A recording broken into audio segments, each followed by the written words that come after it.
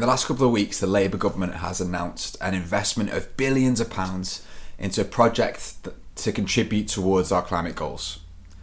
A project that environmental campaigner George Monbiot has called a fossil fuel-driven boondoggle that will accelerate climate breakdown. So what on earth is Labour doing? What could the positive impact of this be? And what's the risk? So let's get into why carbon capture, utilisation and storage is actually a bit murky in terms of climate action. First, I'll do some caveats from me. I am a member of the Labour Party. I campaigned for candidates on the doorstep in the last election. I tend to like and trust Ed Miliband, one of the key people in the cabinet in attempting to tackle climate change, and actually one of the faces of this announcement. And all that means I want to be supportive of climate policy that this new government is announcing. Although I am uneasy on this and on a bunch of things that this government has done in the first few months. At the same time as that, although I make videos about changes individuals can make at home, I actually think that government needs to lead with big investment to change the system, including decarbonising our industrial clusters, so that we do not emit on the everyday without even noticing as the world goes round. And maybe carbon capture is part of what I might call system change. And then as a mechanical engineer who understands some of the changes that engineers like me need to lead on, I'm almost excited about the potential of a newish, novel industry that this kind of investment could provoke. So let's get into some detail and try to work through whether this is actually an overall good or overall bad for UK emissions. So what is the policy? What has been announced? Let's simplify it. This is an announcement of funding to make 2 carbon capture clusters on Teesside and Merseyside to spend nearly £1 billion per year for the next 25 years. And these are locations that have traditionally had heavy industry and that have been positioning around the hydrogen economy over the last few years. There have been industrial jobs in these areas for decades, and reducing emissions linked to those jobs is a challenge. So, investing in a technology that could secure those jobs whilst substantially reducing emissions, that's fairly interesting and exciting on a number of fronts. On paper, that's good value for money. The headline suggests that these projects would remove 8.5 million tonnes of CO2 each year, which is pretty meaningful in responding to climate change. It's about 2% of the whole of the UK's emissions in this last year. But also demonstrating how we could reduce emissions of industry like this to the rest of the world could have an impact globally. The idea is that this investment would help build the infrastructure to take CO2 from those industrial plants in those areas and deposit that CO2 into the old oil and gas wells under the North or the Irish Sea. In many ways, this seems fantastic. So why is George Monbiot and a bunch of environmental campaigners frustrated by it? More than that, why are they actively campaigning against this kind of project? Why are they taking it to court? Well, they're doing so for a few reasons. Let me tell you about an experience I had last autumn. I was at a fantastic few days of a sustainability conference in Teesside. And this event last October brought together local activists, people working in sustainability like me, some people from the finance world, and surprisingly, some people from the oil and gas world. The location of the conference and the people there was partly because of a project called Net Zero Teesside, that in many ways was paving the way for this government announcement this last couple of weeks. So Net Zero Teesside has the long-term aim of constructing pipe networks around the Tees Valley, taking CO2 from industry and storing it under the ground. Eventually, if it's successful, it could mean reducing emissions in the area substantially. But the reality is the project starts with a new gas power station. They intend to capture the CO2 from the combustion process in that power station to begin the process of capturing CO2 in the Tees Valley. Longer term, as part of the project, there is talk of developing what we call blue hydrogen processes that would take fossil gas and split it into hydrogen and CO2, capturing the CO2 and using the hydrogen in a low carbon economy. An imperfect and probably expensive way of making hydrogen. At this conference, there was a lot of positivity about this project, the jobs, the future, the investment, and the CO2 impact. But for a few of us, the conversation didn't sit right.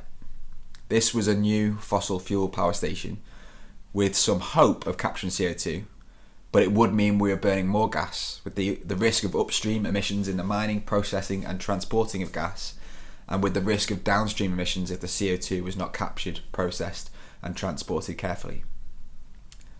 And also the project would prolong fossil fuel infrastructure for years and years to come. In the short term, the project would increase CO2 emissions on Teesside. In the long term, it could help provoke some CO2 reduction. It could, but we can't guarantee it. So I questioned whether we could really call this project Net Zero Teesside rather than just Jobs Teesside. Is this really a climate-focused project, or is it more industrial strategy, purposeful industrial strategy, with a vaguely positive environmental impact? Ultimately, this project is imperfect. BP are definitely going to sell more gas. Some CO2 may well be captured. But is this what response to climate change looks like? Fossil fuel business as usual, but diverting the emissions into the ground. Is that what we really want? And then more broadly, is this the best use of money? £1 billion per year could do an awful lot to reduce emissions in the UK. Insulating homes, improving cycling infrastructure, EV charging, subsidising heat pump installation, all of which needs to be done. Particularly, is it a good use of money when some of the industry that could be impacted by carbon capture and storage in Teesside and Merseyside could be decarbonised in different ways? Maybe new technologies that can make cement, concrete, steel, fertiliser without our existing emissions. If there could be alternatives, is this a waste of money? So I'm confused. I'm not sure. I really don't know what the right answer is. But I think it highlights this conversation highlights a key area of conflict between climate activists, which I include myself in, decision makers, and then business as usual industry. As climate activists, we know we need more investment. We want change as soon as possible. We want to stop burning stuff. And the ask is both simple and complex. We want to transform our society so it's not dominated by fossil fuels, because it's a crisis that needs a rapid response. The Labour government, as decision makers now in the UK, they seem to get that challenge, with some priorities for a low carbon electricity system by 2030, with bans on new fossil fuel cars by 2030, that ban reinstated, with new green investment prioritised and international climate leadership back on the agenda, but also a government who scaled back their intentions linked to investment in climate action. A government that's communicating financial problems and constraints, blaming their predecessors for financial mismanagement. The Labour Party is actually also a party that exists for workers. It's got a history of the trade union movement that is still intimately involved in the labour movement, as well as being involved in industry that would be impacted by rapid decarbonisation. You can imagine the GMB union wanting to see investment in industry in response to climate change, so that, as well as responding to climate change, their members' jobs are secured. That's why they exist. And then you have business as usual in industry. That business as usual may fear change. They may not have the money required to redesign processes without emissions, or if they do have that money, not see the profit motive to change.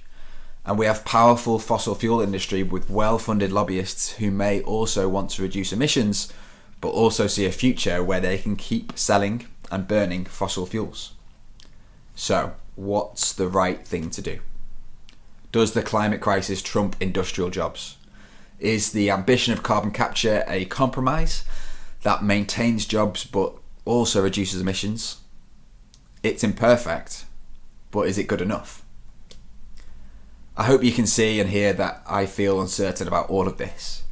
Maybe I'm falling down on the side of that this is a step in a murky direction, but maybe a step forward in responding to climate change. That would be kind of positive in the medium term. But even as I say that, I worry that pragmatism on this kind of thing isn't going to cut it in terms of climate response. We've already seen 1.2, 1.3, maybe even 1.4 degrees of warming, and the impacts that it's already having around the world in terms of extreme weather, ice loss, and permanent impacts that those things are. And emissions are the highest that they have ever been in this last year or so. We can't wait for 25 years of investment to decarbonise two small parts of our society. I'm not even sure we can wait until 2028 for these projects to start capturing CO2. A climate emergency means emergency, and it means we need drastic action as soon as possible.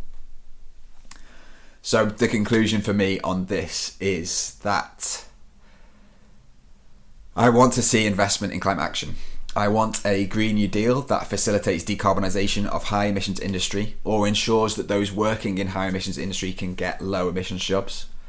I want to ensure jobs near where I grew up in Merseyside and where I now live in the northeast are secure and safe.